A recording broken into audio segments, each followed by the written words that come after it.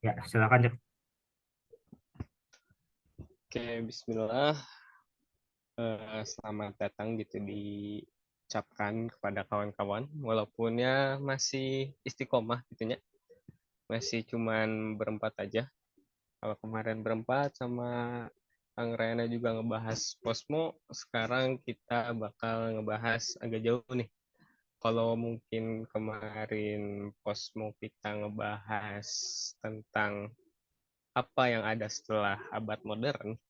Sekarang kita justru ditarik mencoba menggali kembali tentang pemikiran-pemikiran yang ada di zaman Yunani kuno atau yang ada sebelum Masehi gitu.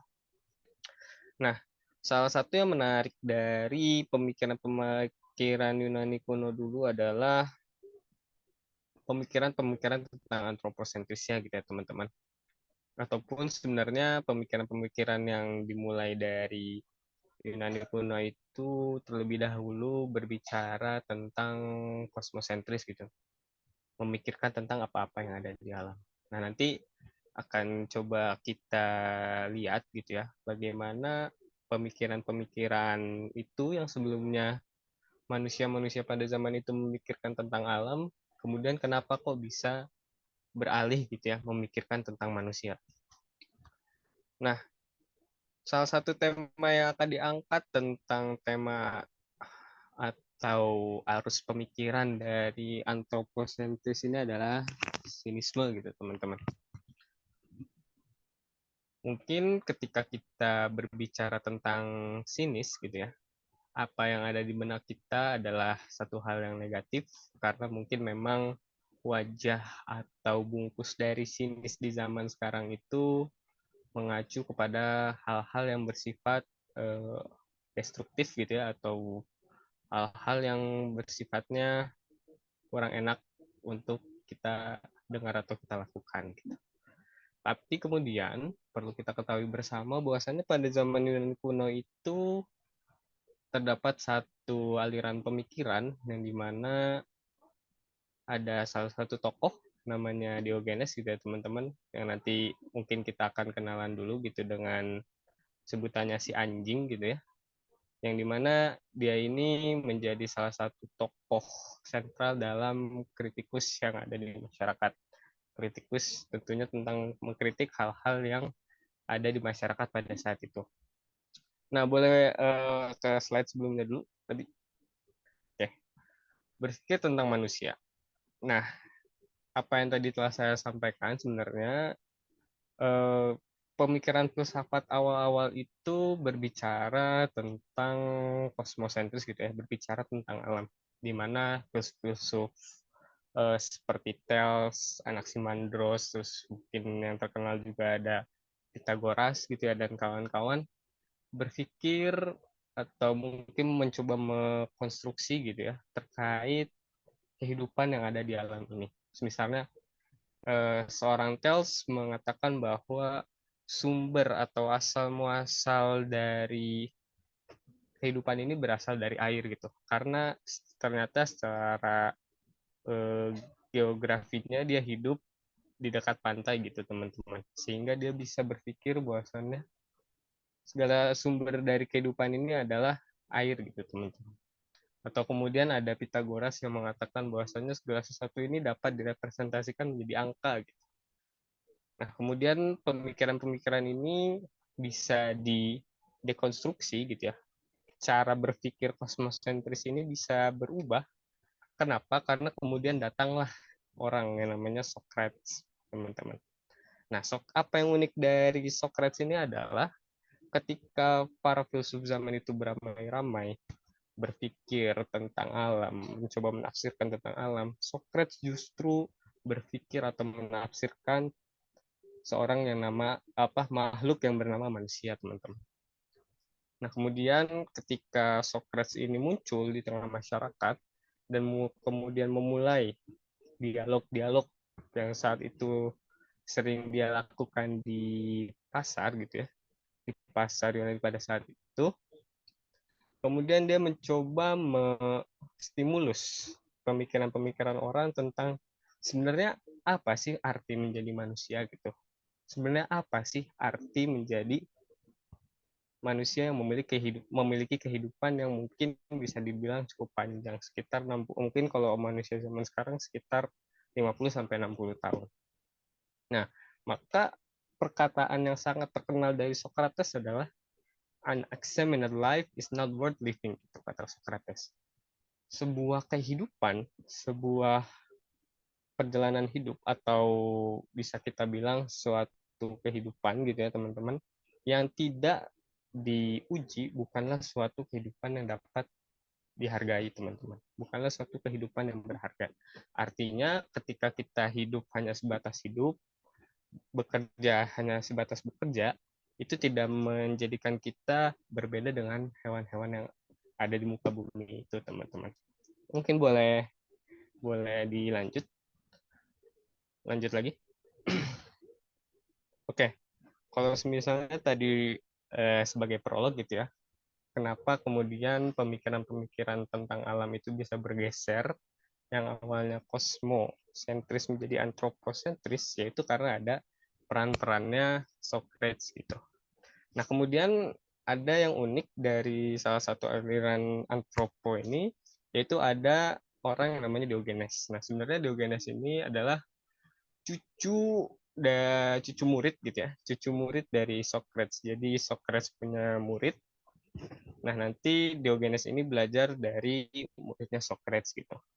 Nah, Diogenes sendiri ini bukan orang asli dari Athena, teman-teman.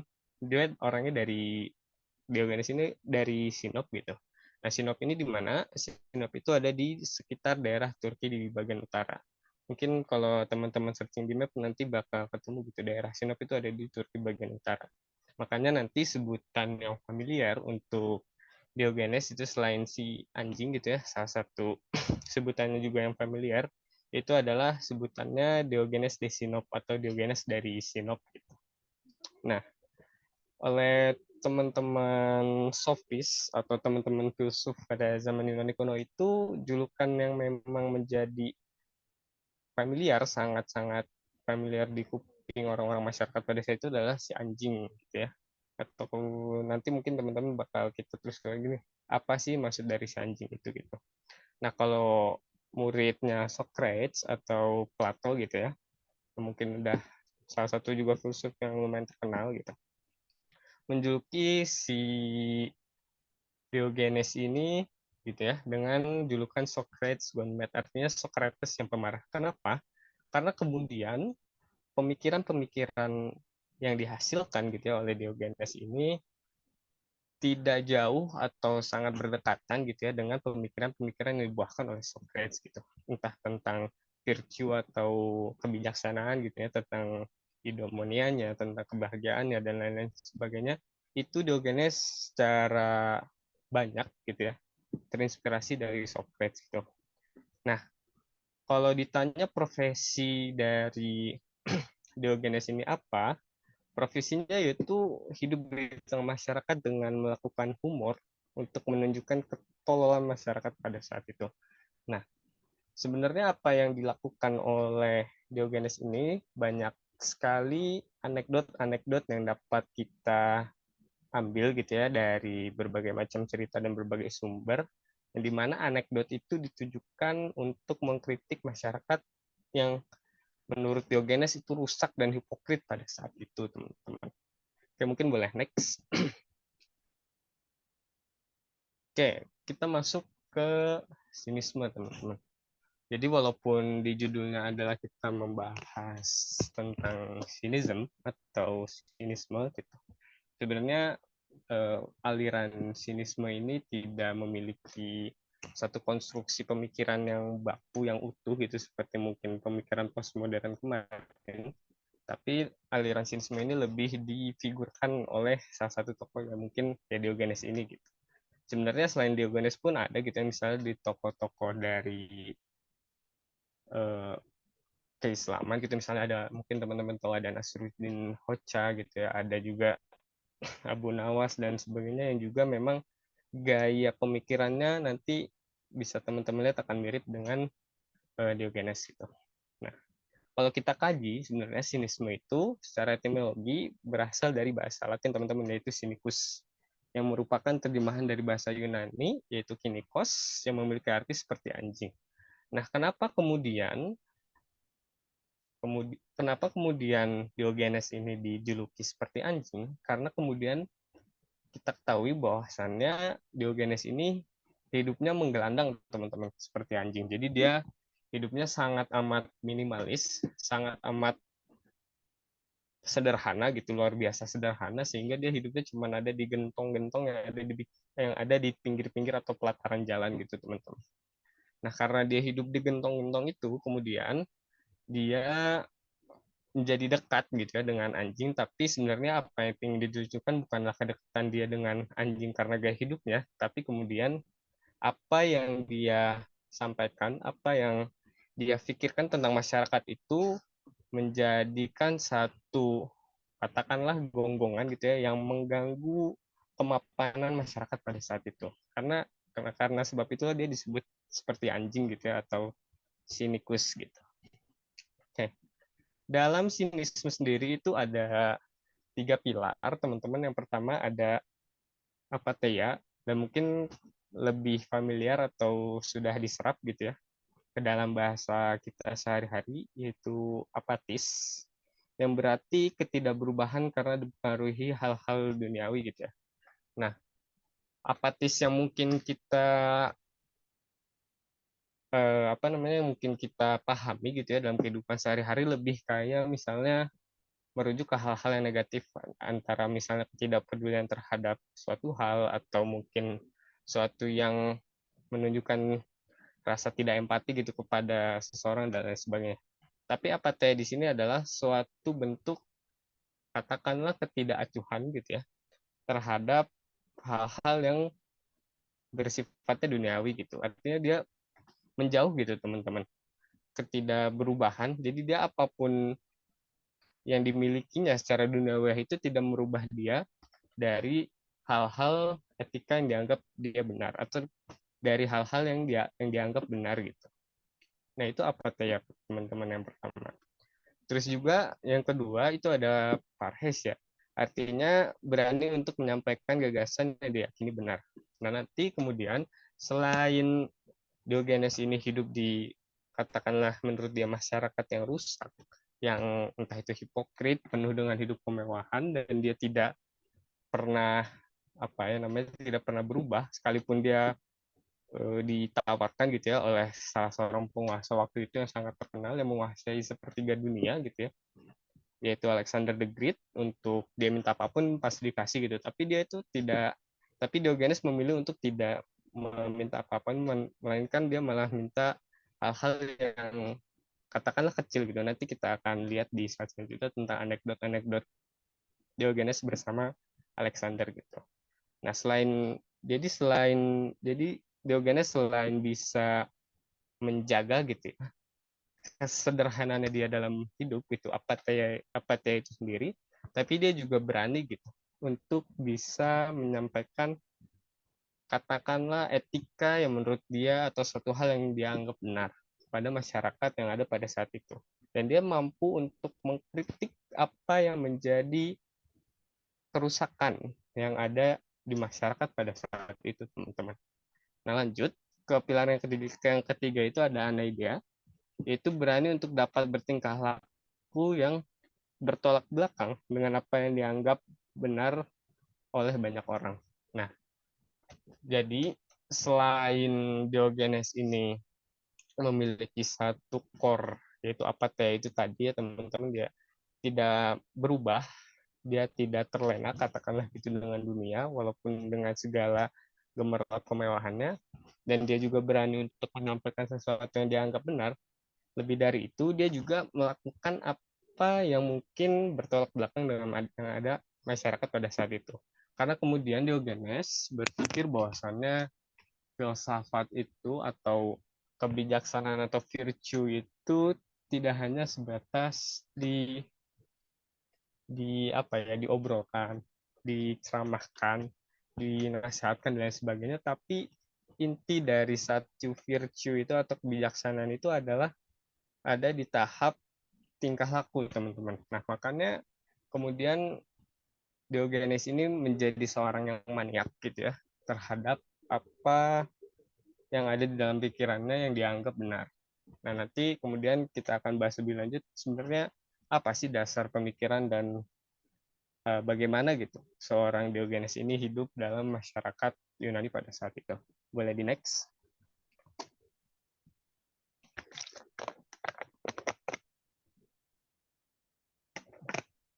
Oke, menjadi manusia. Jadi ada satu quotes gitu ya teman-teman dari Diogenes. Dia bilang kayak gini.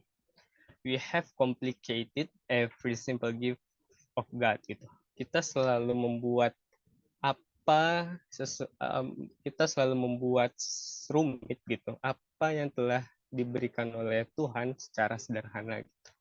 Artinya untuk apa namanya? Untuk bisa hidup sebagai manusia yang kiranya kita hanya butuh makan dan minum pun untuk saat ini gitu ya, misalnya kita refleksikan kepada zaman sekarang, kita selalu membuatnya selalu menjadi lebih rumit gitu teman-teman.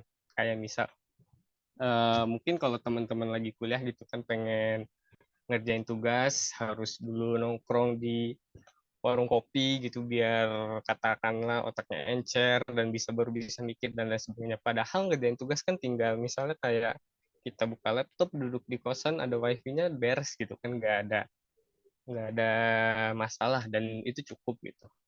Atau bahkan ketika kita misalnya ingin makan, kita juga sekarang harus banyak hal-hal yang harus dilakukan gitu kayak nyuci piringnya dulu, cuci tangan segala macam, terus juga belum lagi beli-beli perentelan-perentelan biar katanya makannya lebih hype dan lain sebagainya gitu teman-teman. Nah, kesederhanaan yang digagas oleh Diogenes gitu ya, sinismenya gitu ya terhadap masyarakat adalah dia bisa hidup dengan sederhana yang maksimal gitu teman-teman.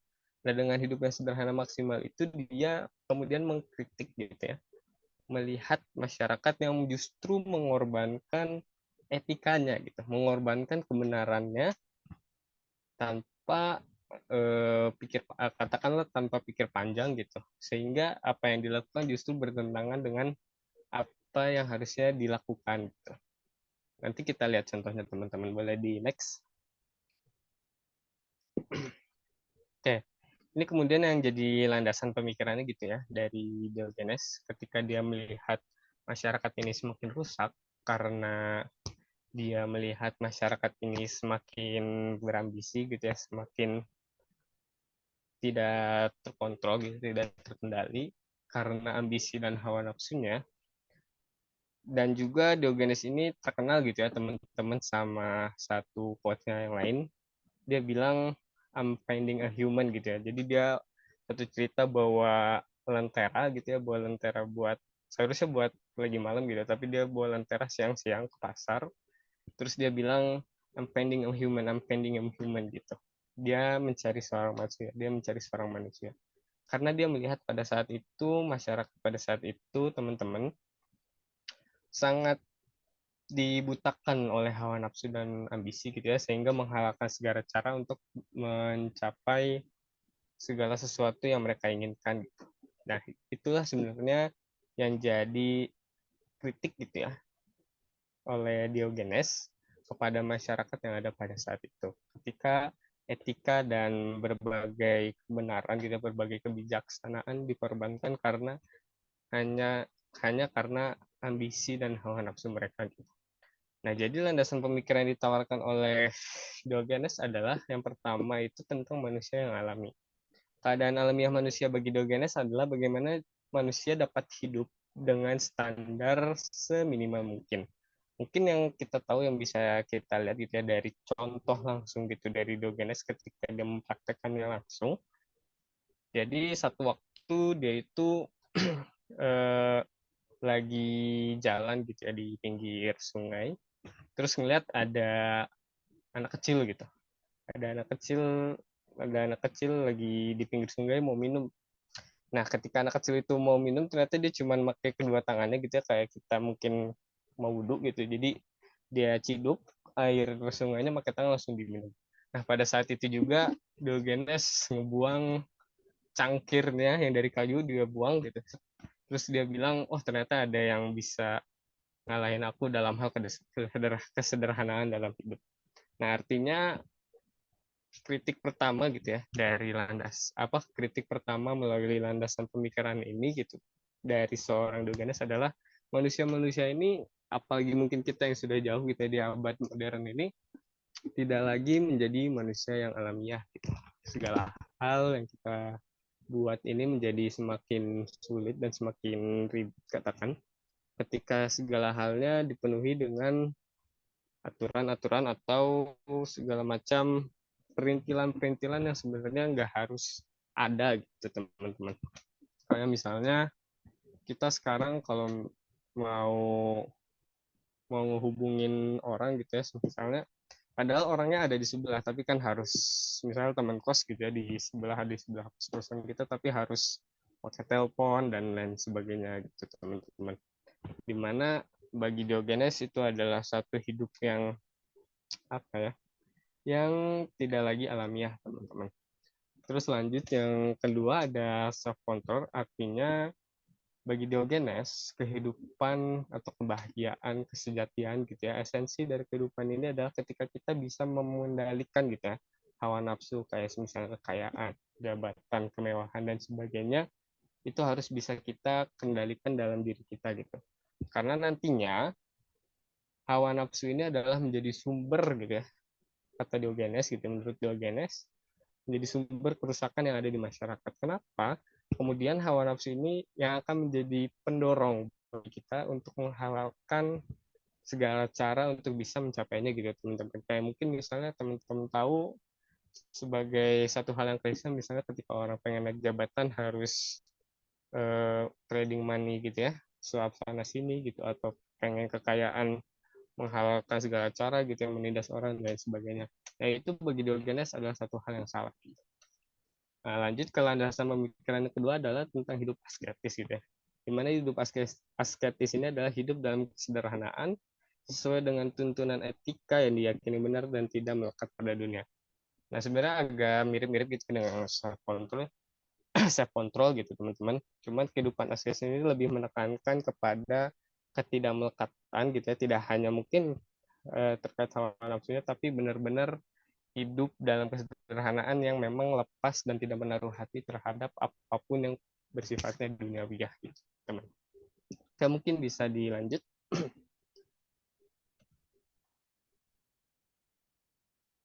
Nah, ini ada kola Diogenes gitu ya. Tidak ada manusia yang tersakiti kecuali oleh dirinya sendiri. Jadi selain tadi mengobrolkan atau berbicara tentang hidup manusia yang ideal gitu ya teman-teman, Diogenes juga gitu ya, mekonstruksi atau mengkritik gitu manusia pada saat itu yang apa-apa teh dibawanya seakan-akan hal-hal itu tergantung di luar dirinya gitu. Kalau kita mungkin lebih kaji lebih dalam, ada kaitannya dengan atau dekat gitu ya, kaitannya dengan stoicisme atau stoikisme gitu ya, yang juga mungkin lebih populer gitu, antara lebih populer dibandingkan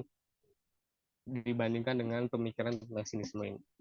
Nah, jadi balik lagi terkait kebahagiaan atau eudaimonia tadi, sebenarnya akar dari landasan pemikiran yang udah kita sebutin tiga tadi adalah bahwasannya segala bentuk kebahagiaan gitu ya, segala bentuk apa namanya, kehidupan kita yang ada saat ini adalah tidak tergantung pada apa yang ada di luar diri kita gitu, tapi justru tergantung pada apa yang kita yakini, pada apa yang ada di dalam diri kita, sehingga kita menghasilkan satu reaksi gitu ya, entah itu mungkin kebahagiaan, kesedihan dan lain sebagainya. Nah, itu seperti apa yang dikatakan oleh Diogenes ini gitu teman-teman. Oke, boleh dilanjut.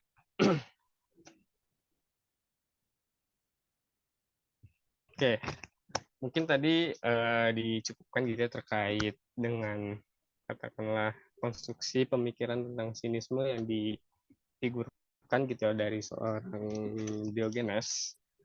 Nah, sekarang mungkin kita supaya lebih lebih bisa mencerna gitu ya apa yang sebenarnya ingin ditunjukkan oleh Diogenes, mungkin kita bisa mulai dari anekdot-anekdot dari cerita-cerita yang sering disampaikan gitu ya. Pertama ini ada tipe lagi, ada Diogenes dan Alexander gitu ya. Jadi ada satu cerita, satu ketika Alexander the Great ini berkunjung gitu ke tong gitu ya, ke tongnya Diogenes, terus dia bilang, sebenarnya apa sih yang kau inginkan gitu, kata Alexander the Great. Teman-teman juga harus tahu bahwasanya Alexander the Great ini penguasa sepertiga dunia, jadi dia bisa ngasih apapun gitu ya, apapun yang Diogenes mau pada saat itu juga, entah kekayaan dan sebagainya. Tapi apa yang Diogenes bilang adalah stand little less between me and the sun, kata si Diogenes ini. Tolong dong, kalau kata bahasa Sundanya mah nyingkah gitu ya, minggir gitu, minggir sedikit lu ngalangin gua sama matahari. Nah ini sebenarnya yang ingin ditunjuk oleh Diogenes adalah kehidupan dan kesederhanaan gitu ya, tentang hidup yang sederhana gitu. Bahwasannya ambisi-ambisi kita terkait sesuatu yang kita inginkan itu seperti yang tadi udah disampaikan, bahwasannya dapat merusak kita sebenarnya dengan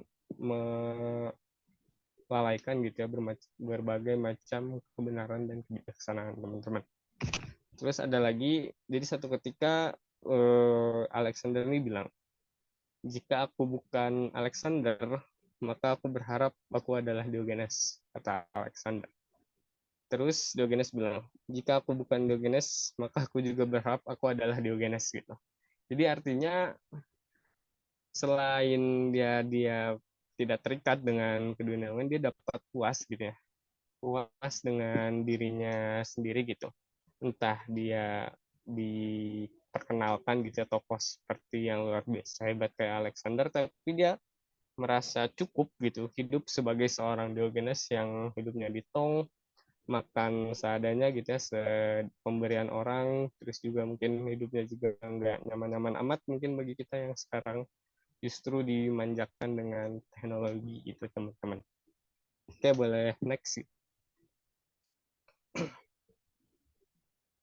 Ya, terus ada satu anekdot lagi. Jadi satu waktu itu Diogenes ngobrol sama Aristippus. Dia itu filsuf, cuman apa bedanya dengan Diogenes? Aristippus ini hidupnya mewah teman-teman, karena dia selain filsuf juga ternyata punya skill tambahan gitu ya. Dia ini bisa ngejilat raja gitu, biasa menjilat raja, makanya dia bisa kaya raya gitu teman-teman. Jadi suatu waktu Aristippus ini bilang ke Diogenes, kalau kamu belajar menghamba ke raja, katanya, misalnya kamu nggak perlu hidup dengan makan sampah kayak ubi gitu. Jadi ini latar ceritanya si si siapa namanya, si Aristippus sama Diogenes ini lagi makan ubi gitu. Terus di tembalan gitu ya, kalau bahasa Sunda ini di apa namanya, ditanggapin gitu sama Diogenes dengan bilang, kalau kamu belajar makan ubi seperti aku, kata Diogenes, saya kamu nggak perlu menjilat raja gitu. Nah ini anekdot yang sangat luar biasa ya teman-teman, di mana sebenarnya pilihan hidup ini, kebebasan kita tentang apa yang bisa kita pilih di dunia ini itu tidak terbatas gitu teman-teman.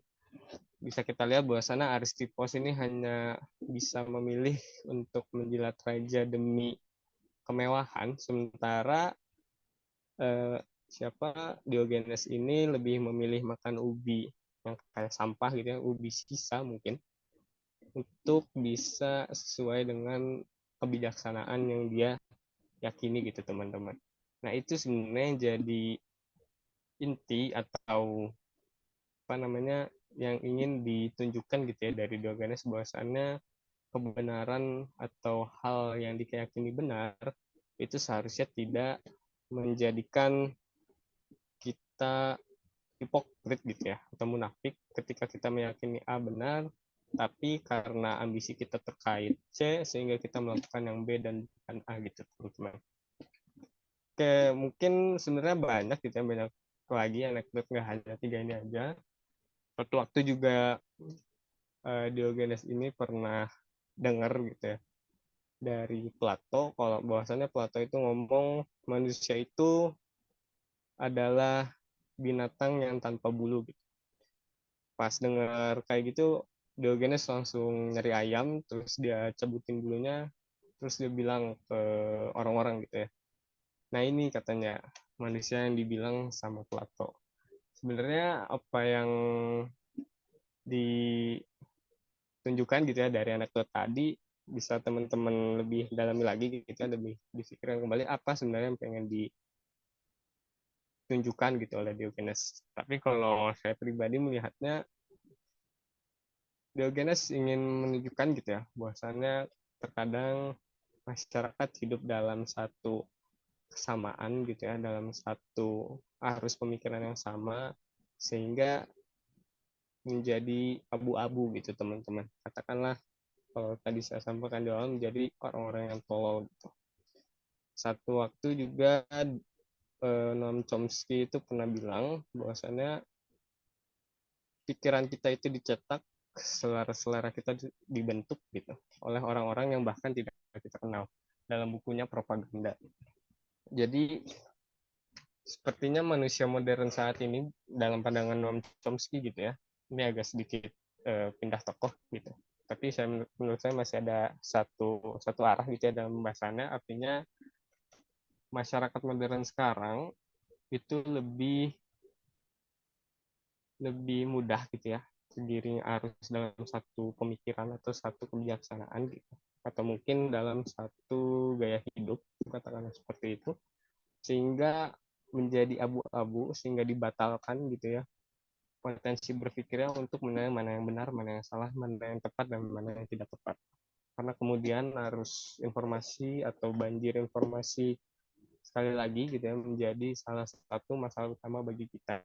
Apalagi menurut riset gitu ya teman-teman, eh, menurut riset konsentrasi kita atau apa namanya fokus kita terhadap media sosial itu sangatlah rendah. Artinya ketika kita buka Instagram misalnya atau buka Twitter, kita itu mencerna sekian banyak informasi tapi hanya satu dua yang kita kita cerna lebih dalam gitu, kita teliti lebih dalam, itu menurut riset gitu teman-teman. Nah, artinya dengan banjirnya informasi, banjirnya berbagai macam apa namanya alternatif pemikiran ini sebenarnya sangat sangat menjadikan kita gitu ya untuk lebih, mungkin kalau Diogenes hidup di zaman sekarang dia bakal lebih banyak mengkritik kita gitu daripada masyarakat Yunani pada saat itu gitu. Kayak boleh di next. Oke, ini jadi pamungkasnya gitu ya teman-teman terkait apa yang dipikirkan oleh Diogenes. Jadi satu waktu Diogenes itu pernah bilang, aku bukan orang Athena atau Yunani, aku adalah warga dunia, kata Diogenes. Nah, sebenarnya apa yang diucapkan oleh Diogenes ini merujuk kepada kosmopolitanisme gitu ya, atau humanisme yang merujuk pada satu dunia gitu. Jadi menurut Diogenes, negara yang ada hanyalah satu, yaitu di alam semesta ini atau kosmos. Nah, hal ini, gagasan ini menunjuk kepada konsep humanisme yang seluas-luasnya gitu. Artinya ketika Diogenes punya satu pemikiran yang tadi udah kita sama bareng-bareng kita lihat gitu. Diogenes ini nggak hanya merasa dirinya itu adalah warga polis gitu ya, warga satu negara gitu, tapi dia merasa dia adalah bagian dari kosmopolitan. Artinya kritik gitu ya, kalau kita katakan kritik adalah bentuk kasih sayang atau perhatian kita, maka bagi seorang Diogenes itu tidak terbatas hanya sebatas negara saja atau sebatas suku saja atau sebatas per kelompok-kelompok saja gitu. Enggak. Tapi bagi Diogenes adalah humanisme gitu ya. Memanusiakan manusia ini tidak hanya berhenti di sana, tapi juga di seluruh dunia bagi Diogenes gitu. Karena kemudian humanisme tadi gitu ya, atau memanusiakan manusia tadi gitu ya, lewat kritik-kritiknya Diogenes ini menjadikan hal yang amat penting gitu untuk disebarluaskan gitu ya, diarahkan kepada seluruh manusia yang ada di dunia, tidak hanya bagi masyarakat masyarakat tertentu saja gitu teman-teman. Nah itu pemikiran Diogenes tentang kosmopolitanisme gitu. Kita boleh di next.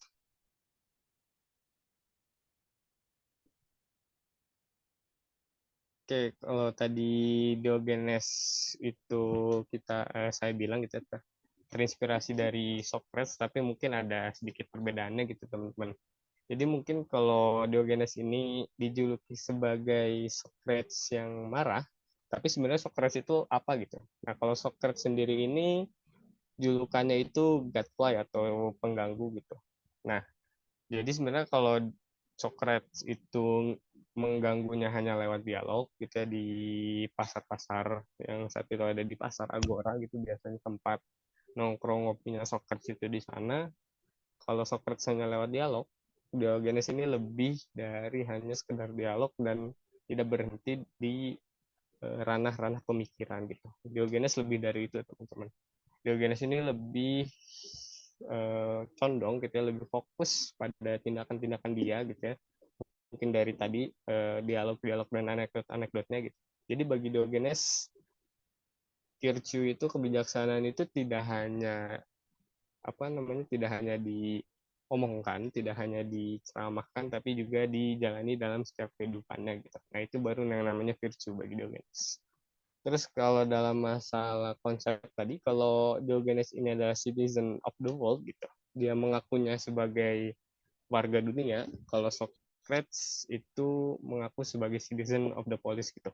Nah mungkin dari sejak perpindahan gitu ya, zaman dari Socrates Diogenes yang walaupun memang rentang waktunya nggak terlalu panjang, tapi bisa dilihat Diogenes ini lebih berpikirnya sedikit lebih jauh gitu dari Socrates gitu ya, bahwasanya dia bisa lebih menuangkan gitu ya, ide humanismenya itu tidak hanya untuk polis saja, untuk negara mungkin pada saat itu Athena saja gitu, tapi untuk seluruh dunia juga gitu.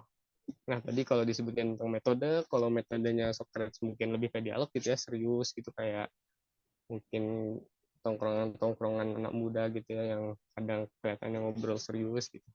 Tapi kalau Diogenes lebih ke metode-metode humor gitu ya, tadi anekdot, sindiran dan lain sebagainya yang sebenarnya isinya adalah mengkritik masyarakat pada saat itu teman-teman. Oke, boleh dilanjut.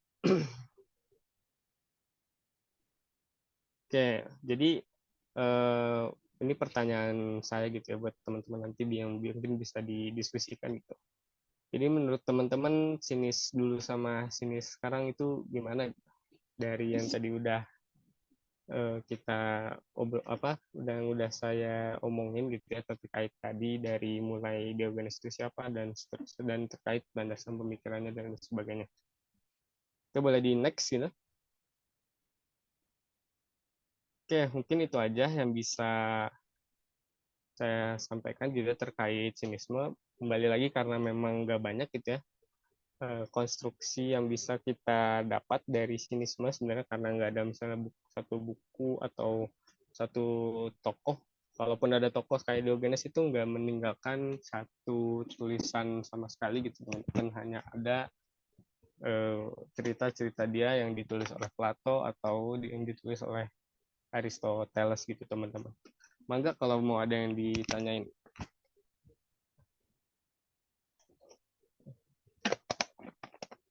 Kita buka sesi diskusinya ya. Boleh, siapa dulu dah yang mau? Mangga, udah panas nih. Masih panas banget. Panas kenapa? Di Bekasi panas jam segini. Panas, nggak kuat. Oke, pengen nutupin deh, karena cukup menarik juga sih. Ternyata cukup berbeda ya. Sinisme dulu sama sekarang. Kan kalau sekarang mah lebih ke kayak ya apa sih dia tuh kayak ya yang memandang rendah yang tinggi ke rendah lah ya. Tapi ternyata kalau dulu tuh yang rendah ke tinggi mungkin ya lebih ke simpel gitu.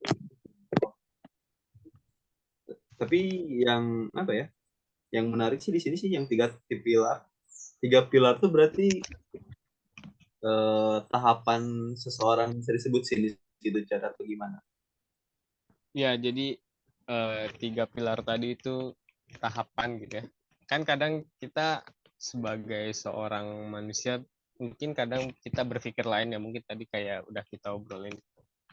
Kadang kita dalam satu hal bisa berpikir berbeda gitu dengan yang lain, mungkin juga bisa sampai bertolak belakang gitu. Nah, tapi kalau Diogenes sebenarnya dari tahap 1 sampai 2 itu mungkin lebih kayak Socrates gitu ya. Nah, kalau tahap 3 ini yang udah pamungkasnya itu ya Diogenes ini gitu, yang udah bisa berani, nggak hanya berani berbeda pikiran, nggak hanya berani bertolak belakang gitu ya dengan pemikiran-pemikiran yang ada, tapi dia juga berani untuk bisa melakukannya gitu ya, mengimplementasikannya dalam kehidupan sehari-hari. Bahkan julukan-julukan yang disematkan ke Diogenes ini sebenarnya nggak hanya si anjing gitu ya. Kalau orang Sunda mungkin jadi Y gitu ya, anjing gitu. Nggak hanya si anjing gitu, atau tadi juga Socrates Gonmet itu Socrates yang pemarah, tapi juga disebut si gila gitu. Tapi dalam satu waktu gitu ya, dia juga bilang kenapa aku gila. Sebenarnya aku tuh nggak gila, kata Diogenes. Cuman apa yang ada di isi kepalaku ini berbeda sama apa yang ada di isi kepala kamu gitu. Dia bilang kayak gitu. Gitu. Ya, ya sih itu paling nomor tiga sih menarik karena yang dianggap benar sama banyak orang itu kan emang belum tentu benar secara ilmiah ya. Ya, Apalagi sekarang kita demokrasi gitu. Setiap orang punya suara yang sama. Jadi ya kalau banyak voting hasilnya banyak yang ke sana ya yang dianggap benar sana sih. Jadi emang kerasa beda banget sih sinisme itu. Itu dulu nih paling dari saya mah. Mungkin dari Galih, Ariana, Nova, atau Kang Firman. Atau siapa lagi ya yang hadir? Bolehlah menanggapi juga. Tanya aja satu-satu, Chat. apa Iya. mau di ini? Ada ini sih, ada yang kepikiran nih bentar. Kan kita hidup di zaman modern dan mungkin teman-teman di sini masih kuliah semua gitu ya. Nah, terkadang ada satu etika gitu yang mungkin udah jadi satu kesepakatan masyarakat.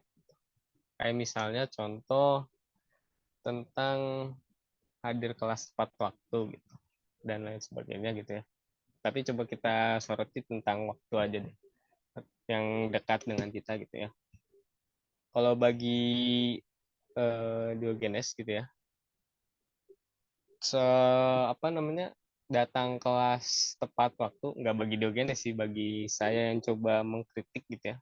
Kenapa sih datang kelasnya harus tepat waktu? Toh kan kita gitu ya yang apa namanya, yang bisa mengatur diri kita, yang katakanlah universitas itu dibayar oleh kita gitu. Harusnya universitas yang menyelesaikan mahasiswa, bukan mahasiswa yang menyelesaikan universitas gitu.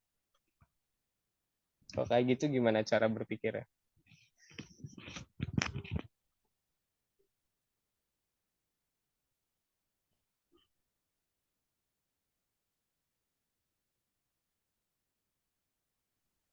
Mangga, siapa? Bang Rayana? Nggak mau nanggepin? Ya, boleh. Anjir, ini ya, mantap juga gitu. Kalau pengen kayak gitu. Kenapa kampus tidak menyesuaikan mahasiswa gitu ya? Ya, kan Menurut kita yang bayar. Kalau ya, lagi kayak gitu. menurutku ini soal kepentingan gitu ya, kepentingan banyak orang juga. Ya, konsekuensialis juga sih sebenarnya. Eh, ya sih, mungkin melibatkan banyak orang gitu ya. Dan Ya, berdasarkan kesepakatan juga kan ya, kita bayar dan lain-lain gitu. Mungkin apa ya? Ada ada apa ya? Kita udah tahu konsekuensinya saat kita membayar gitu. Sehingga emang kita aja yang setuju sih sebenarnya gitu ya.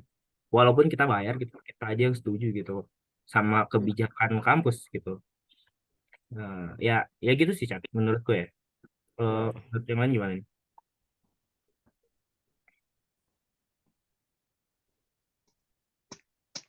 Langsung aja tanya satu-satu ya, Dian silakan.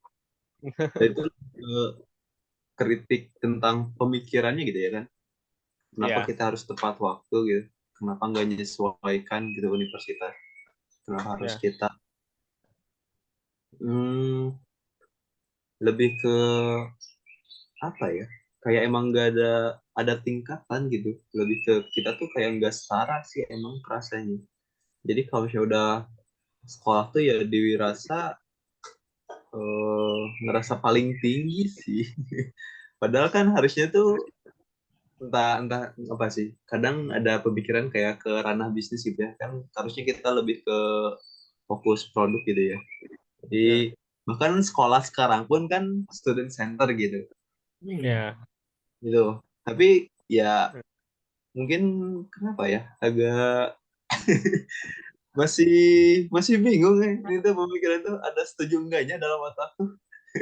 Jadi Hmm. ya pemikirannya tuh emang nggak terlalu salah juga gitu karena kan kita tuh belajar mungkin ya tapi di sini lebih ke fleksibilitasnya tapi benar sih tadi lebih ke kesepakatan kalau misalnya tapi ini tuh kesepakatannya sama diri sendiri sih menurut eh, orang gitu ya menurut orang pribadi menurut pribadi itu lebih ke kesepakatan diri sendiri karena kan emang katanya mahasiswa mah udah punya pemikiran yang bagus lah ya jadi udah bisa bertanggung jawab jadi kalau misalnya mau tepat waktu ya enggak tepat waktu kalau enggak ya enggak gitu cuma mungkin masalahnya lebih ke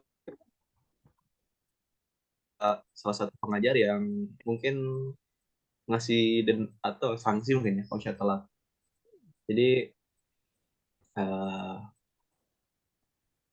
no comment sih bingung komennya ke Oke. arah mana. Ya sih emang masalahnya juga cukup abstrak gitu tadi kalau di soal tentang efisiensinya gitu ya kalau misalnya tiap kelas gitu katakanlah beda pengen waktunya jam segini pengen kemaunya juga chaos gitu tapi ya nggak apa-apa lah, itu intermezzo aja. Coba Oke. kita ngobrolin ini nih kan lagi panas-panasnya politik menjelang pemilu 2024 gitu ya. Terus kemudian seperti biasa kita disodorkan gitu ya dengan berbagai branding dari capres, baca pres gitu ya, baca pres, baca wapres, baca lek dan sebagainya gitu yang kemudian membrandingkan diri di media sosial. Kalau tadi menilik dari sinisme yang dilakukan gitu ya oleh Diogenes, bahwasannya kemewahan ataupun kebagusan gitu ya, keindahan yang mungkin secara covernya terlihat bagus, indah dan lain sebagainya, tapi kalau di balik itu ada ambisi atau hal-hal lain yang ikut gitu ya eh, di balik branding gitu ya katakan pada saat ini itu hipokrit gitu menurut Diogenes gitu. Nah, tanggapan teman-teman nih gimana nih menyoal hal-hal yang seperti itu ketika misalnya baca pres sekarang ada yang jadi suka olahraga di GBK, jadi suka ada yang belusukan gitu, ada yang suka kampanye dan lain sebagainya gitu, menawarkan janji-janji manis. Yang sebenarnya yang perlu kita soroti bukan saja tentang baca pres cawapres ini, tapi juga kemudian menyoal masyarakat Indonesia yang ternyata ini pandangan orang pribadi gitu ya, masih rentan untuk menjadi seorang apa namanya apa namanya teh eh, seorang yang cinta mati-matian gitu ya ke salah seorang tokoh atau figur gitu atau fanatik nah, gitu. Kayak gitu. Gimana teman-teman?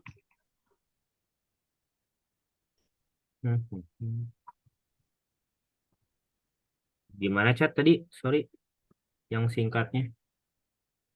Singkatnya melihat eh, fenomena sekarang gitu ya, realitas sekarang menjelang pemilu gitu, terkait baca pres, baca lek dan lain sebagainya yang kemudian membrandingkan diri karena dia punya kepentingan di sana untuk nyapres, untuk nyalek dan lain sebagainya. Kalau dari tanggapan teman-teman itu gimana gitu? Apakah sah-sah saja karena itu dunia politik atau tadi mungkin lurus sama Diogenes yang bisa dibilang itu hipokrit gitu, munafik? Ya, gimana ya? Ini dari yang lain dulu kali. Lu gali-gali. Ya, silakan.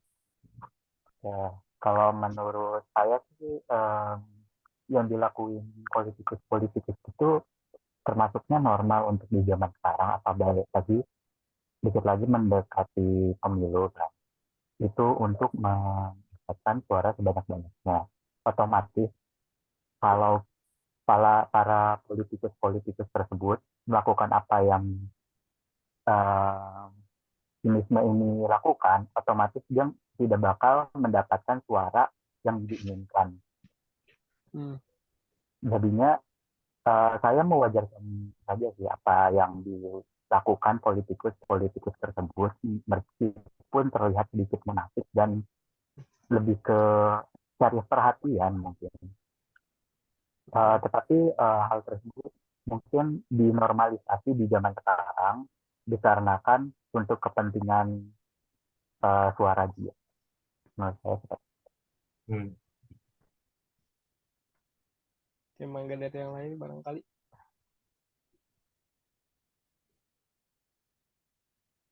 Dari Nova, ada Nova. Dari Tenopa, dari Kang Firman.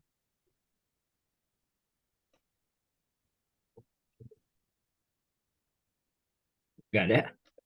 Halo, ya udah. Hmm, apa ya?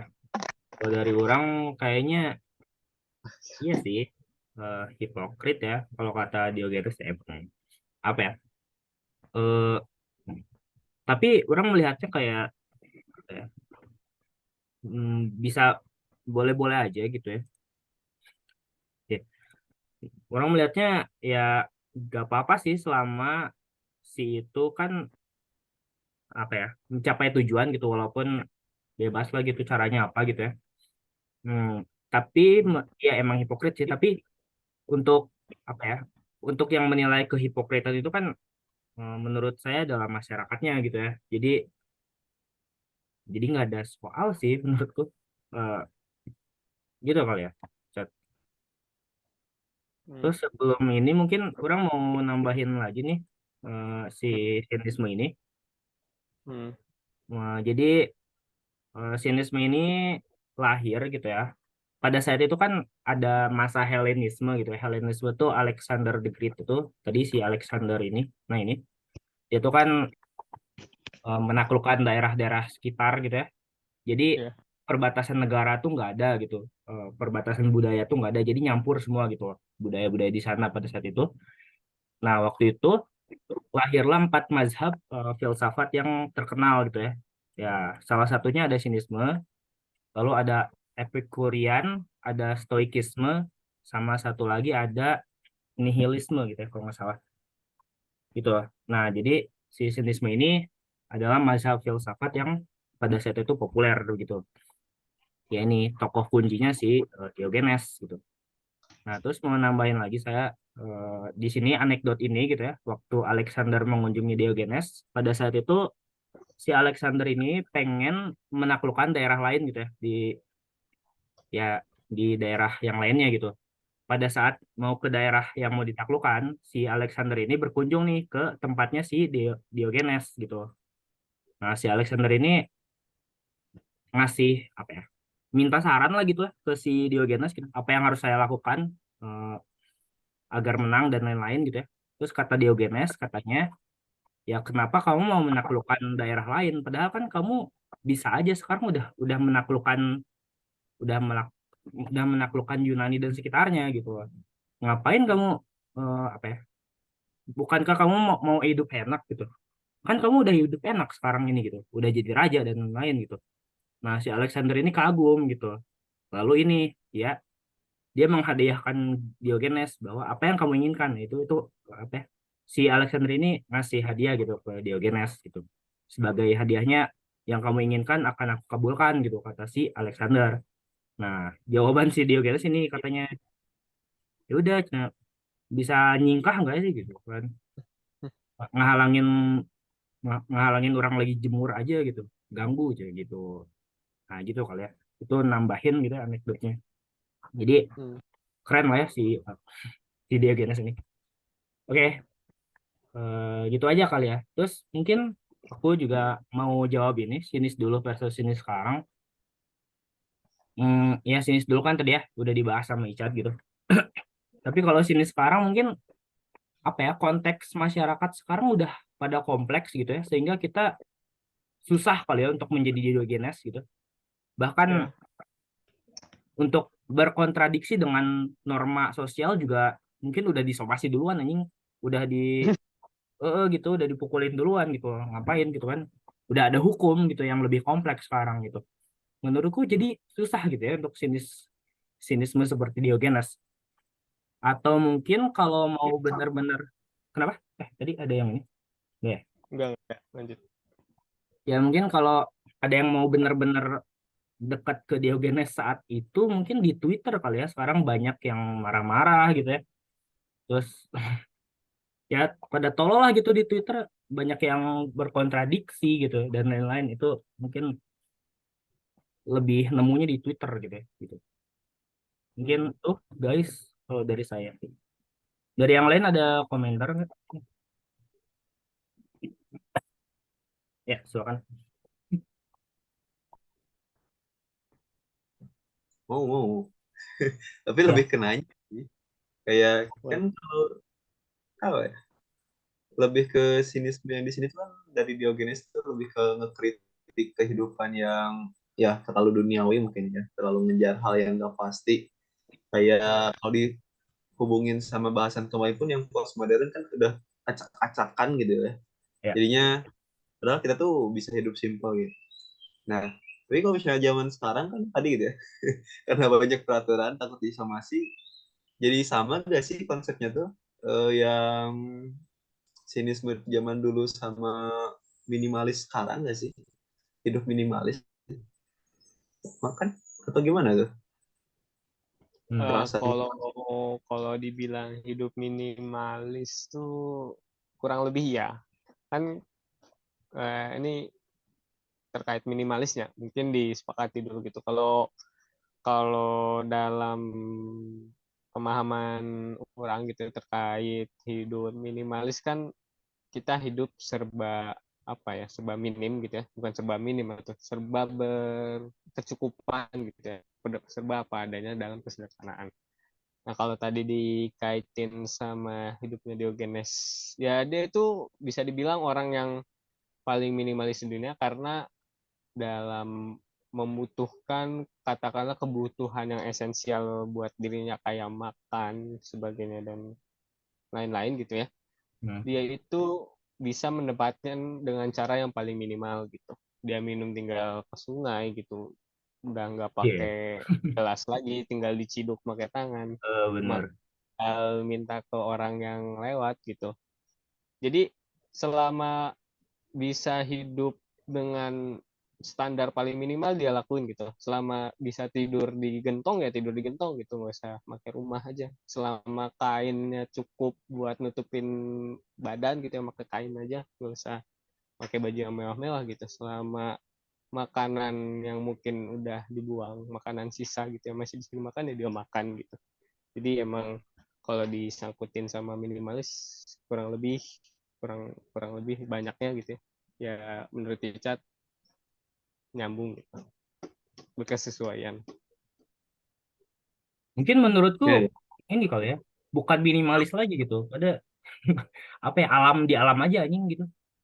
Ya tidak mengikuti aturan gitu ya, tidak begitu norma dan lain-lain. Gitu kan di sini Diogenes tuh pada konteks saat itu dia dia BAB juga di jalan gitu loh. Gitu.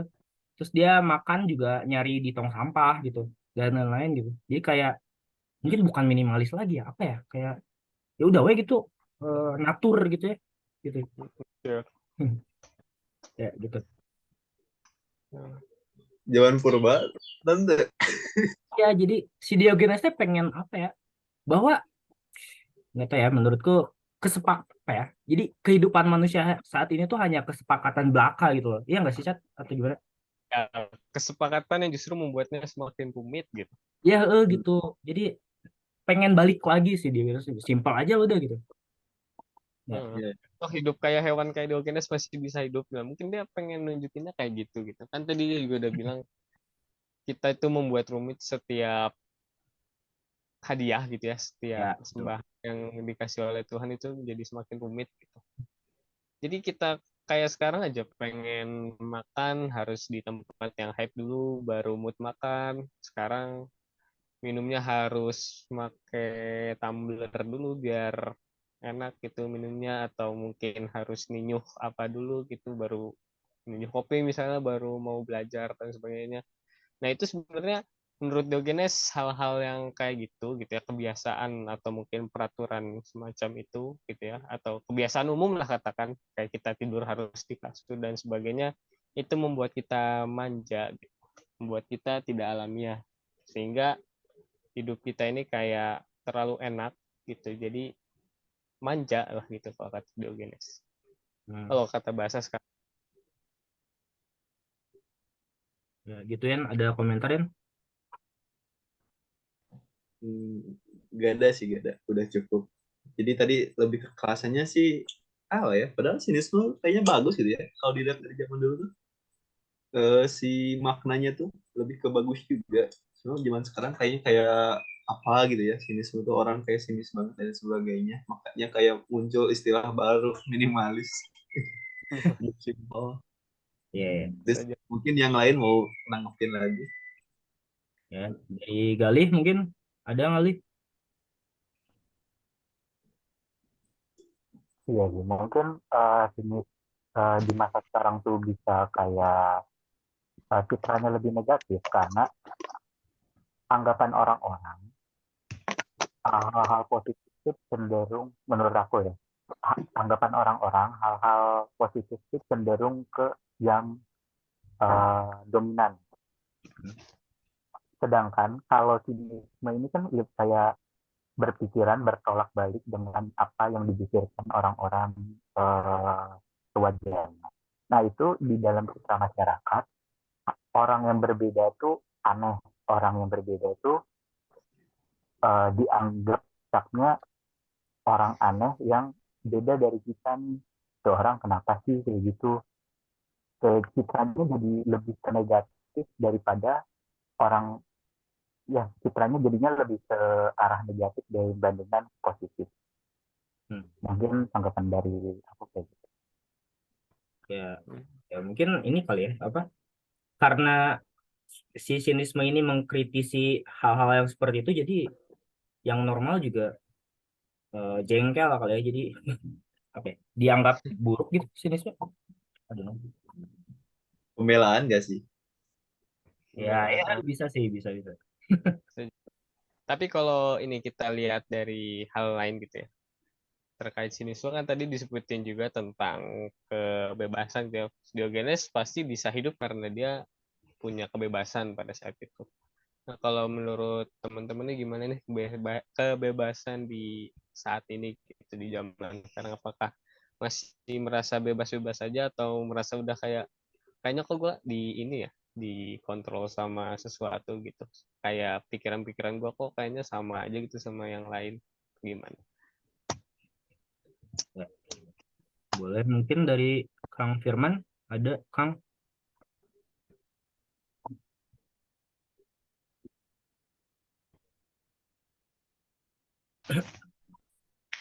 Nggak ada untuk sekarang. Oke. Dari Nova, ada Nova. Dari aku tentang kebebasannya. Hmm. Kalau kebebasan kayaknya kita masih bisa bebas itu ya buat milih apapun. Cuman mungkin karena sekarang tuh ada medsos gitu ya. Jadi kadang pikiran kita tuh kayak pengen sama kayak yang lain atau gampang terpengaruhi gitu istilahnya. Nah. Kayak orang bikin konten ini, kadang kita pengen juga gitu bikin konten ini. Mungkin itu aja sih dari aku. Kalau komentar kamu tentang sinisme gimana, Nova, yang tadi dibahas?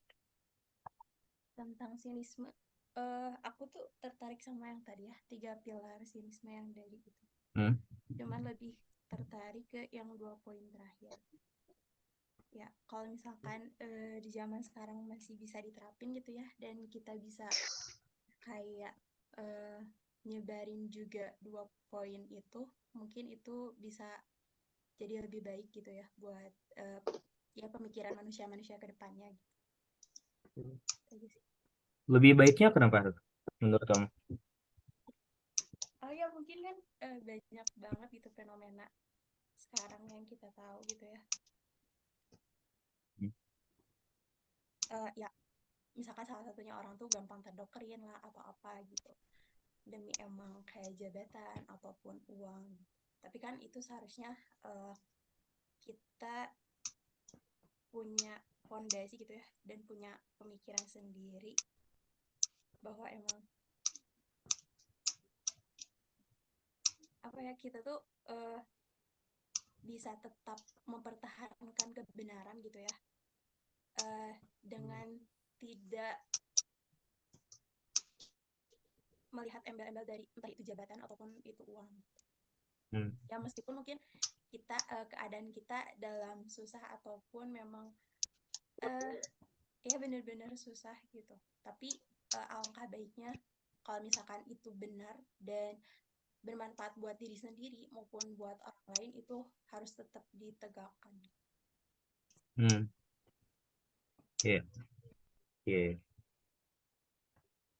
Kita agak susah nggak sih kita kalau nerapin sinisme langsung gitu di dunia sekarang gitu?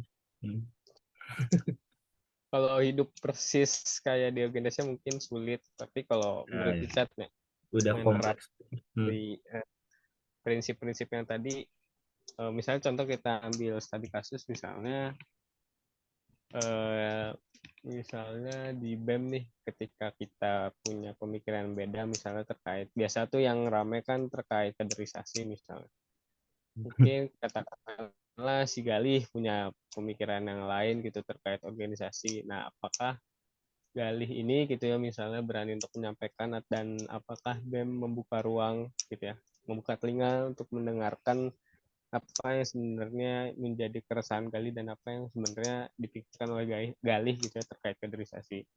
Jadi sebenarnya kita nggak harus hidup di gentong juga sih, dan bukan nggak boleh tidur di kasur gitu. Tapi yang inti dari Diogenes adalah hipokritas masyarakat kita, atau mungkin juga gitu ya, selain hipokritas itu ada juga ketidakalamian atau kemanjaan kita terhadap dunia ini justru menghancurkan kita gitu. Kan kalau dulu Icat pernah lihat itu ada satu lingkaran setan. Jadi zaman yang bagus gitu, zaman modern yang serba mudah kayak sekarang itu menciptakan generasi yang buruk.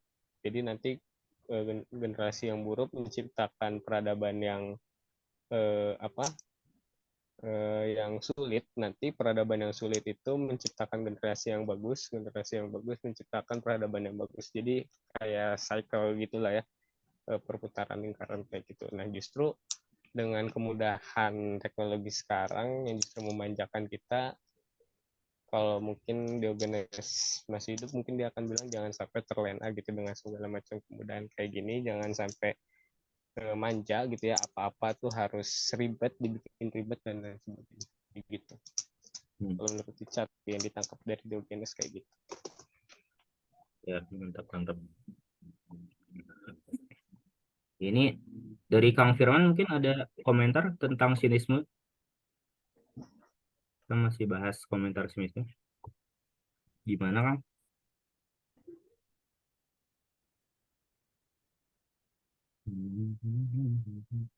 Mungkin sambil nunggu mau yang jawab yang kebebasan ya tadi itu. Boleh, Bah. Nah, kalau sekarang sih ya emang kayak banyak gitu ya tekanan dari luarnya gitu ya. Jadi serasa kita tuh sebenarnya bebas gitu ya. Kita mau ngambil pilihan apapun bebas. Cuma kadang karena terlalu banyak tekanan dari luar, jadinya ya pilihan yang kita pilih tuh jadi ngeblur gitu. Banyak efeknya gitu.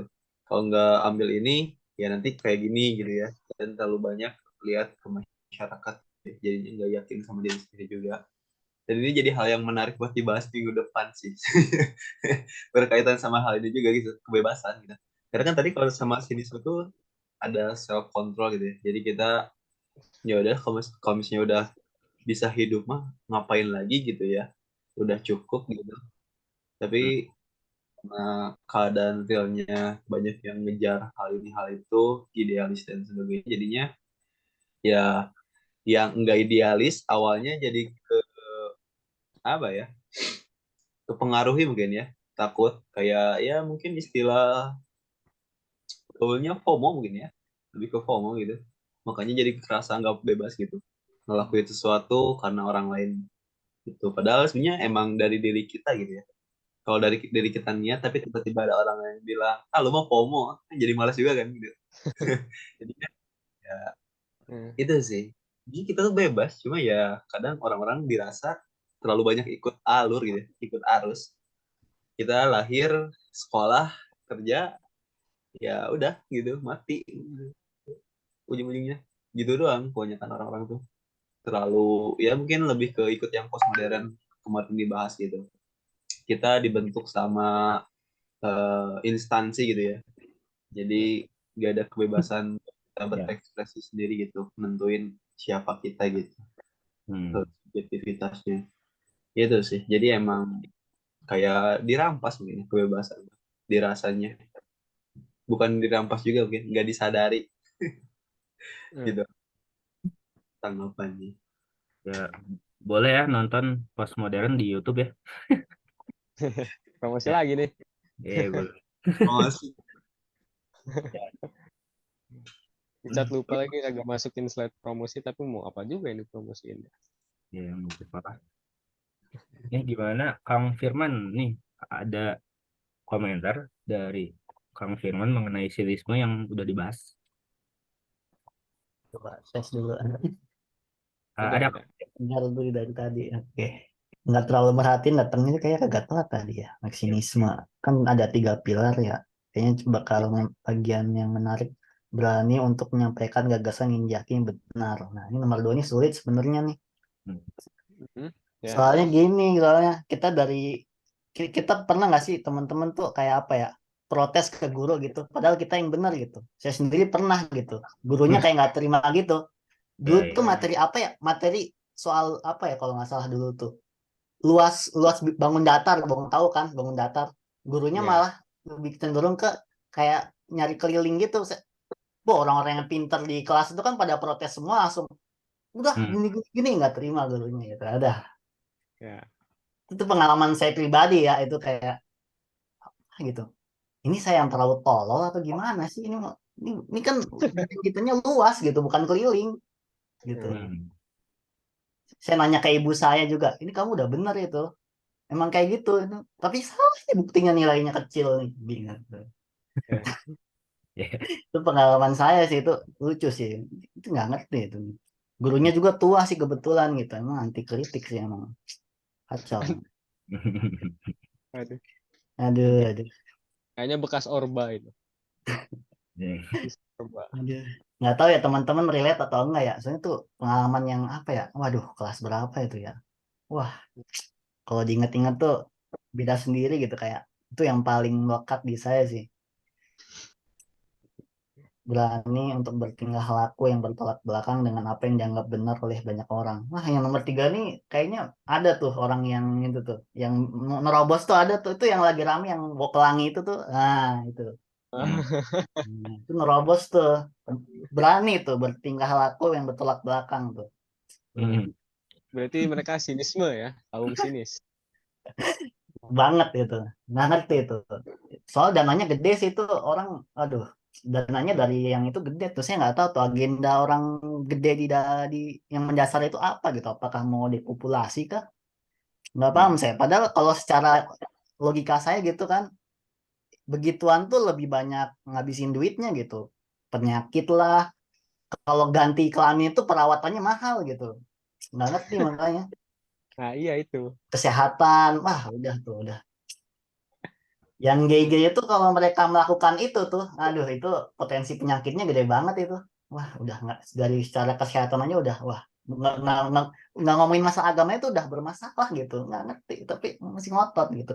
Terus film-film juga jadi nggak asik gitu kan kalau disusupin dengan itu tuh LGBT tuh jadi kayak apaan sih gitu, ngotot banget gitu, nggak ngerti saya kadang Ya. itu. Nah, itu tadi dari Kang Firman ngasih contoh yang bagus tadi ya, tentang manusia yang tidak alami. Benar tadi, udah mah tidak alamiah secara seksual gitu ya, tapi juga tidak alamiah secara kesehatan. Udah mah ngabisin dana juga, terus juga mungkin apa namanya ngabisin air money gitu ya, sambil nggak apa namanya nggak tersalurkan sebagai manusianya gitu. Nah, itu mungkin yang sebenarnya jadi contoh konkret gitu ya bagi Diogenes di era sekarang, di mana kita semakin tidak alamiah, semakin menuju kepada ambisi-ambisi kita yang dimana mungkin ambisinya bisa muncul dari ketidakpuasan gitu ya. Kalau tadi kita lihat fenomena LGBT itu kan kayak kalau Irsad lihatnya lebih ke ketidakpuasan mereka terhadap gender mereka gitu ya. Oh, kayaknya gue lebih enak jadi cowok deh. Oh, kayaknya gue lebih enak jadi cewek deh. Jadi mereka kayak jadi transgender, terus juga jadi apa namanya penyimpangan seksual dan sebagainya. Nah, itu mungkin contoh paling konkret gitu ya dari kehidupan zaman modern sekarang. Lanjut Kang Firman atau mungkin teman-teman yang lain. Ya, aku mungkin mau nunjukin ini tadi. Ini yang dimaksud Kang Firman tuh ini, yang ini, yang guru ngoreksi gitu. Iya gitu. Tapi kebalik ya ini. Oke. Ya, tapi eh, ya menurut cerita yang Kang Firman udah share itu, tapi kalau kata postmodern tuh boleh-boleh aja gitu ya. Ya sah-sah aja ya. Sah-sah apanya tuh? Ya jadi ya boleh-boleh aja gitu guru dengan kebenarannya sendiri gitu. Murid dengan kebenaran sendiri gitu. Oh, oh iya ya. Kan Hmm. Karena gak ada realitanya landasannya kan. Hmm. anti fondasionalisme dia itu ya, Posmo ya kemarin ya. Ya betul. Iya. Ya gitu. Tapi sinisme juga kan sih itu apa? Kan tadi kan yang dianggap benar kan berarti subjektif gitu. Ah Tapi ya. itu Ya. ada alasan pastinya enggak sih? Kan kalau subjektif jadi sama aja gitu. Kalau banyak yang sinisme berarti ya banyak yang dianggap benar terus nanti ada yang sinisme lagi gitu. Nah ya Chat Enggak gimana tuh ada kan. cara pilar kedua ya mungkin ini kali ya maksud Ian bentar saya. Atau lebih ke humanisme tadi. Sinisme tuh landasannya, landasan pemikirannya. Ya, ini pertanyaan yang cukup sulit sebenarnya. Saya juga baru kepikiran tadi pas yang dia nanya.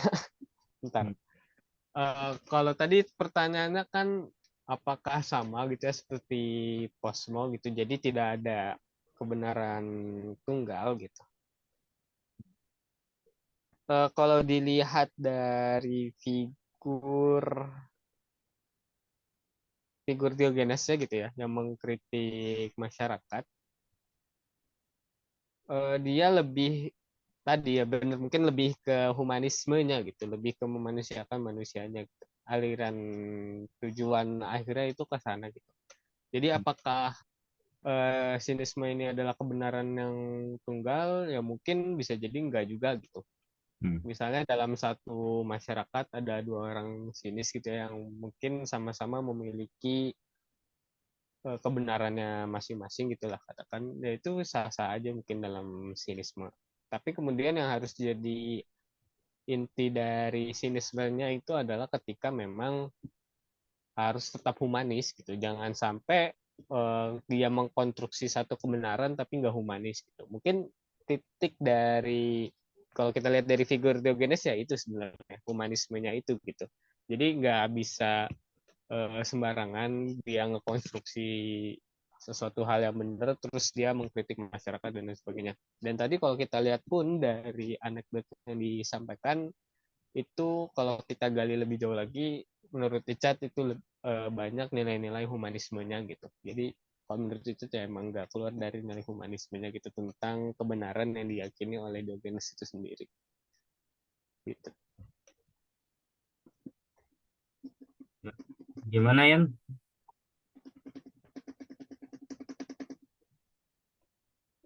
Dian, gimana? Oh, nge-lag tadi Ampura. Ya sih cukup. Dia emang kerasa lebih ke humanismenya gitu ya, memanusiakan manusia. Tapi udah emang apa ya? Tadi yang pelangi mah emang gak memanusiakan manusia kan ya. Itu mah melawan kodrat gak sih? Makanya emang masuk tadi yang ke Diogenes itu yang dikritik itu, yang gak alami. Iya. Ya, jadi kan sebenarnya kalau tadi kita pakai Diogenes kan alternatif pemikirannya ada dua. Dia benar karena dia bebas gitu ya, atau dia salah karena menurut sinisme itu kalau orang LGBT itu kita bilang adalah sinis terhadap masyarakat umum, tapi kalau misalnya kita pakai sinisme terhadap LGBT kan dia itu membuat rumit apa yang udah menjadi kodratnya gitu ya. Ketika dia udah dikodratkan menjadi laki-laki, tapi dia pengen jadi transgender gitu kan, yang akhirnya justru membuat masyarakat jadi ambigu gitu kan, dia ini sebenarnya cewek atau cowok gitu. Nanti dia kalau main sepak bola pakai rok apa pakai celana gitu kan, atau harus kayak gimana gitu nanti, dan lain sebagainya gitu kan kalau misalnya dia transgender kayak gitu. Nah justru dengan adanya LGBT ini, kalau kita pakai sinisme ke LGBT, kalau Icat ya lebih sepakatnya kita pakai sinisme untuk LGBT gitu, bukan LGBT adalah sinisme dari masyarakat umum yang menolak kebenaran, atau masyarakat umum yang menolak kebebasan gitu terkait hal-hal yang berhubungan dengan gender. Karena memang dalam prinsip humanisme juga kan tidak bisa dipisahkan dari kodrat manusia yang mungkin memang sudah dikodratkan untuk menjadi dua gender gitu ya, ada laki-laki dan perempuan, dan tidak hanya gendernya, terkait seksualnya pun diatur gitu, bahwasanya pasangannya perempuan ya laki-laki sama perempuan gitu, nggak bisa misalnya laki-laki sama laki-laki, karena kodrat dari manusia itu sendiri kan untuk reproduksi gitu ya. Kita bayangkan misalnya LGBT ini dianut oleh semua manusia gitu ya, menjadi citizen of the world gitu, menjadi satu narasi besar di dunia, dan semua orang mengamini itu kan, ya katakanlah 30-40 tahun lagi manusia akan punah, gak ada lagi gitu. Ya, tapi BTW Chad, kalau nggak salah gay itu udah populer tau di Yunani kuno ya nggak sih? Gay di kunonya I don't know man. Tapi ya jadi si gay itu dipersekusi si saat si agama Kristen tuh menyebar gitu di Romawi pada saat itu. Tapi kayaknya bahkan lebih jauh gitu, sebelum Yunani, sejak zaman Nabi siapa tuh teh yang dibaliknya, Nabi Hud. Oh, Nabi Nabi Lut apa ya? Nabi Hud. Mungkin ada, tapi Icat belum pernah nemu redaksinya gitu atau buku yang nyeritain tentang ada gay di Yunani, belum ada. Okay. Belum nemu gitu, belum baca. Soalnya itu ada di Posmo sih. Jadi kebenaran tuh pada saat zamannya gitu. Oke. Mungkin ini aja pertanyaan terakhir, Cot. Orang mau nanya nih kenapa si pilar kedua sama tiga kayaknya kontradiksi gitu. Gimana kalau yang ketiga ini yang dianggap apa? Ya, kalau yang dianggap benar oleh banyak orang itu benar menurut sendiri, terus nanti harus bertingkah laku bertolak belakang gitu. Atau gimana? Gimana? Yang Jadi ketiga nih. ya dia kan berani untuk dapat bertingkah laku yang bertolak belakang dengan apa yang dianggap benar oleh banyak orang nih. Kalau kita sepakat benar gitu ya. Ini kayak yang nomor dua nih. Kita sepakat itu benar gitu. Sama apa yang dikatakan orang gitu. Terus kita bertingkah laku bertolak belakang gitu. Itu gimana? Jadi kita sepakat sama yang dianggap benar oleh banyak orang, terus kita bertingkah laku gitu, tapi bertingkah laku tapi bertolak belakang apa yang kita sepakati benar sama masyarakat gitu maksudnya. Iya, betul. Oke, bentar. Sebenarnya konsepnya itu, bentar, Richard jelasin ulang deh. Jadi Anaida itu berani untuk bertingkah laku yang bertolak belakang dengan apa yang dianggap benar oleh banyak orang. Sebenarnya nggak hanya bertingkah laku bertolak belakang, tapi dia menganggap benar apa tadi. Jadi harus stepnya itu nggak boleh diloncat, Kak. Jadi Ah, pertama dia tidak bertahap berubah gitu. Ya. bertahap. Nah, jadi dia Ah, oke. pertama-tama tuh harus yakin dulu gitu sama Hmm, dirinya. Dia harus bisa mengkondisikan gitu ya, self control terhadap dirinya bahwasannya keadaan duniawi apapun yang ada di lingkungannya itu tidak akan merubah prinsip dia terkait kebenaran yang udah dia yakini gitu kan. Kalau oke. dia yakin bohong itu salah ya udah. Walaupun misalnya ada kesempatan bohong demi nilai bagus dia nggak akan lakuin itu gitu. Kayak gitu. Hmm, Yang pertama. Terus yang oke. kedua dia berani nyampein gitu gagasannya terkait eh, apa yang emang menurut dia benar tapi kok masyarakatnya bertolak belakang gitu kan, dia nyampein aja kayak tadi Diogenes misalnya Oke. menjilat raja itu yang dilakukan Aristopos itu salah gitu, jadi Hmm, dia nyampein dengan apa yang dia bilang. Nah konsekuensinya apa ya, karena konsekuensi dia menganggap menjilat itu salah ya, konsekuensi dia kan miskin gitu ya, jadi ya mau nggak mau dia ngelakuin apa yang bertolak belakang sama yang ada di, oke. bukan bertolak belakang sih, mungkin lebih kayak semacam tidak pada umumnya gitu ya, ketika orang-orang hidup dalam kemewahan dia hidup sederhana aja gitu, makan ubi yang sisa gitu kan, karena konsekuensi dari apa yang udah dia gagas gitu terkait Oke. etikanya tadi gitu kan, kayak gitu. Oke. Oke. Ya. Kirain berdiri sendiri gitu. Oke, makasih. Oke, mungkin ini udah jam 9. Mungkin terakhir gitu bisa kita apa ya? Apa? Berpendapat kritik kita terhadap sinisme mungkin gitu. Ya, boleh Gimana dari Icat dulu kritik kritik terhadap sinisme gitu. kritik terhadap sinismenya? Ya. Ini mengkritik orang yang suka mengkritik. Ya, Eh, biar ada refleksi dikit ya. Kita ada refleksi banyak. eh,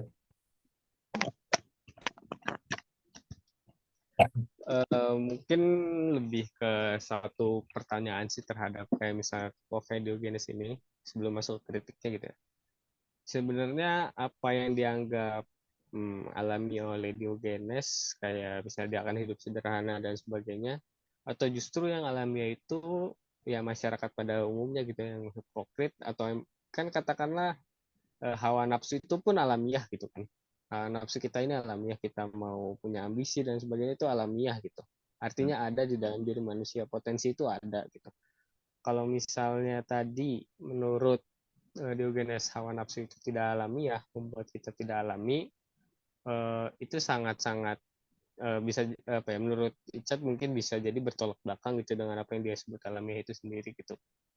Karena tidak bisa dipungkiri bahwasannya manusia ini adalah orang-orang apa ya, memiliki potensi gitu ya untuk memiliki hawa nafsu, memiliki ambisi dan lain sebagainya. Jadi pernyataan dia tentang berambisi untuk tidak berambisi pun itu jadi paradoks gitu ya sebenarnya.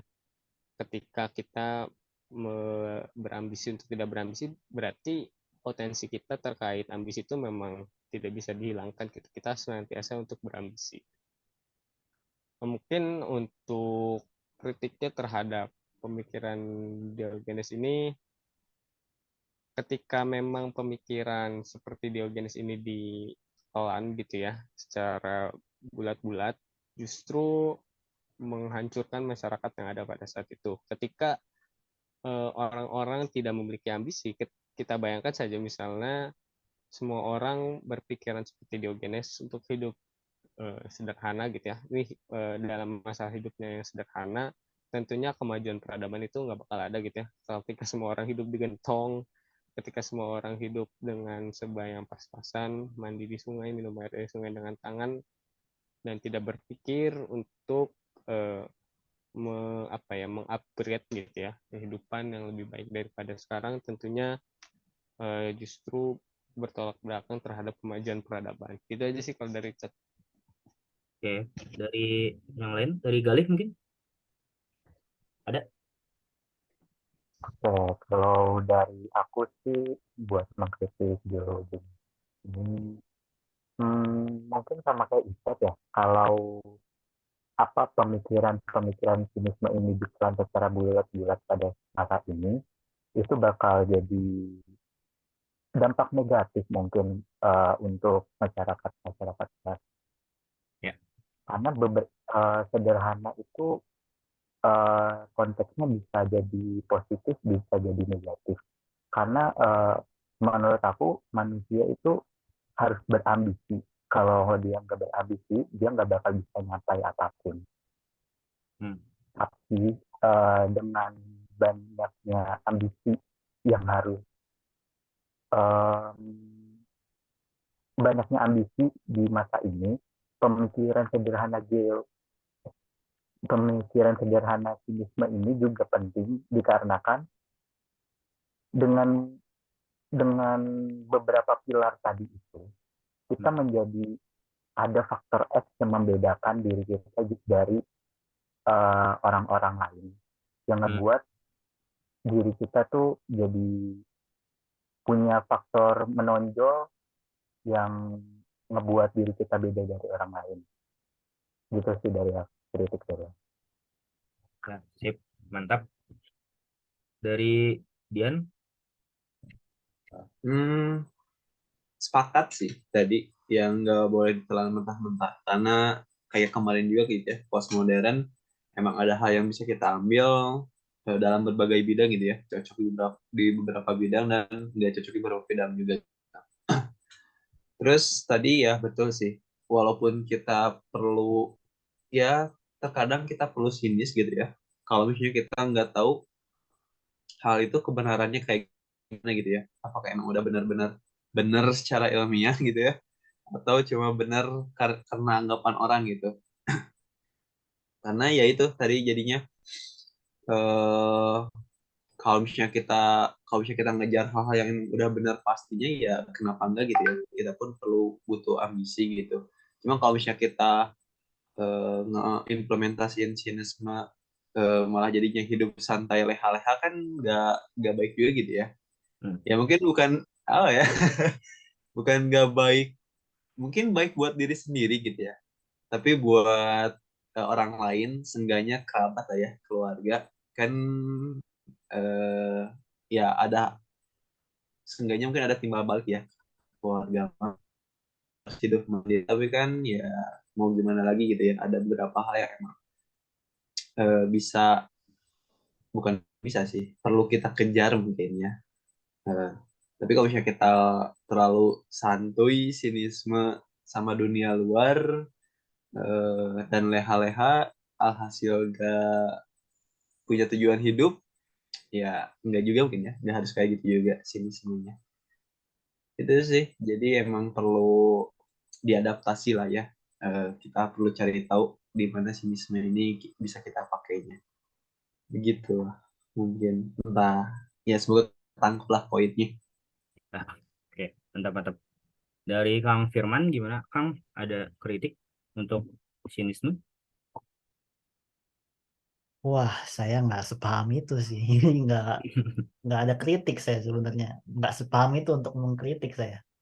Ya, enggak apa-apa sih sebenarnya, nggak usah paham ya. Kita ngebacot dong sih.